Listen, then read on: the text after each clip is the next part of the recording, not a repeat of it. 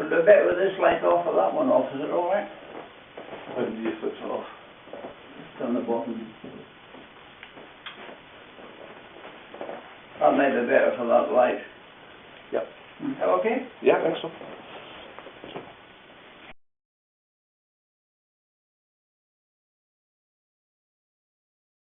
It's interesting seeing this.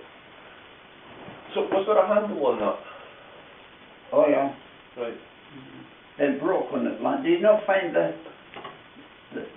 guard? No, all I found was that. I thought it was a bit of climbing gear when I saw it.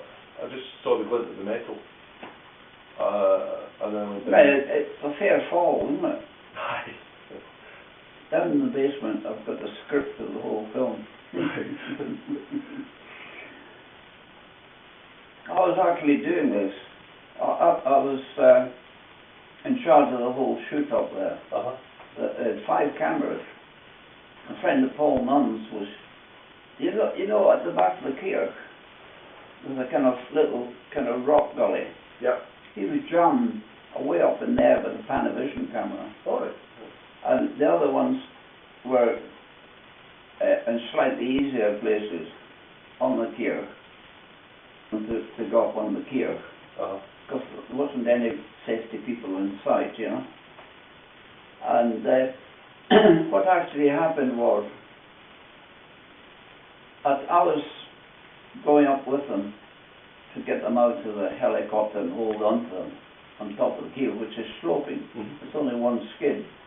And the swordsman, the advisor for this, was acting the part of Sean. He's quite a big bloke. And the other bloke was slightly more agile, and he didn't need so much looking after. But I got this a Canadian swordsman out, and he just got onto it, and he felt the slope and space all around, and the helicopter, the rotor just about 5 feet above his head. He panicked. I had to get him back in, so we took him back down, and he had a bit of a rest. I'll say, we'll try it again, but don't be frightened this time, because there's no question of you ever falling off there, because I'll secure you on. And what I had done prior to this was to swage. I didn't do this because I was away. I could do it here, but a very high aircraft quality stainless steel, which you couldn't get in this country. I used it in the stretchers, and it was about double the strength of the British steel, the British ropes. Anyway, this was swage, so it was very strong, and I managed to force a very small friend and a wider bit of the crack and slide it along. So it was a pretty good anchor. The other, I've put a loop around his ankle, and I signalled to John to go away, you know. And the other bloke was quite reasonable. I put a rope on him and get him positioned. And he was belayed by his foot as well, nearby, and it's the same crack actually. Just remember the cracks on top of the keel. You know where you come up the keel the normal way, and you got the kind of little chimney, and there are cracks. I've taken my dog up there actually. Without a rope. Right. That was pretty good, wasn't it? Aye, very good. I'll give you a postcard of that if you want the one in there. But he was anchored as well,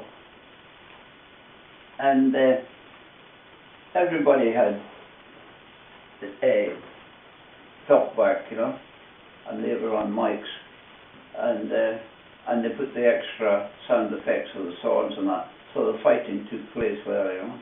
That's actually, it seems to be a pretty good bit of steel.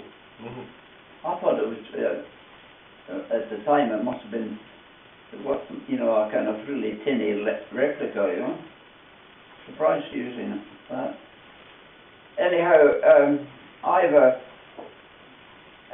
got to know a lot about this sword making, and to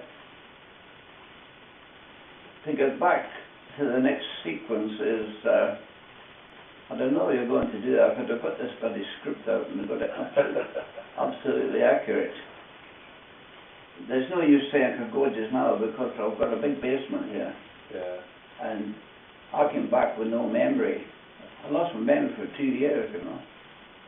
And the place was just chaos, you know. I did mention bringing this on, but I should have reminded you. And John Poland was bringing the cameras in. And these Panavision cameras, they're big flight cases about this size. And they cost a phenomenal amount of money. And those particular ones with this